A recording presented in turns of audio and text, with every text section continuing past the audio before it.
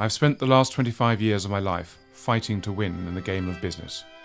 2 heart attacks later, I realised that the only game was that of living. I changed the struggles of the boardroom for a passion for life, and I moved to my farm full-time and decided to walk myself fit. It turned out to be a journey of understanding, both of myself and the environment around me. As the seasons changed, I saw rivers dry up in summer and floods in winter. I saw soil erosion where we had cut trees, and the rivers turned muddy as they carried away the soil. This lit in me a passion for the environment. I then read extensively on my favourite subjects of the land, the water and the seas. And I travelled the world to see the damage man is wreaking on these 3 vital ecosystems.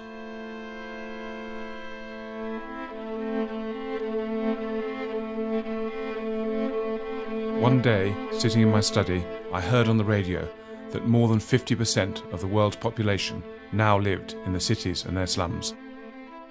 As I travelled through teeming Pakistan or the multitudes and masses of China, I began to understand the effect that our ever-increasing population was going to have on our fragile environment. We take water for granted. We can't anymore. Almost 70% of all the fresh water on Earth is used to irrigate our farms. With the pressure to produce more and more food, rivers are being diverted and ancient sources of underground water in aquifers are being used to irrigate crops. This deep underground water contains heavy minerals. This salinates the ground and renders it less and less productive, further compounding the problem of the struggle to feed humanity. Deforestation leads to ever-increasing soil erosion around the world, as our land, which takes millions of years to form, is washed into our rivers in a few short decades, filling our dams with silt and reducing their storage capacity. We were taught when we were young that rivers end in the sea. This is no longer the case.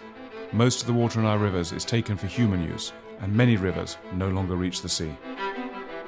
Those rivers that do end in the sea are so full of pollutant that they create enormous dead zones around the estuaries where nothing can live. With more and more land going out of production, with less and less water available at the right time for agriculture, and less protein in the form of fish coming from the seas, with ever fewer resources and more people coming onto the planet every day, we are facing the protein crunch.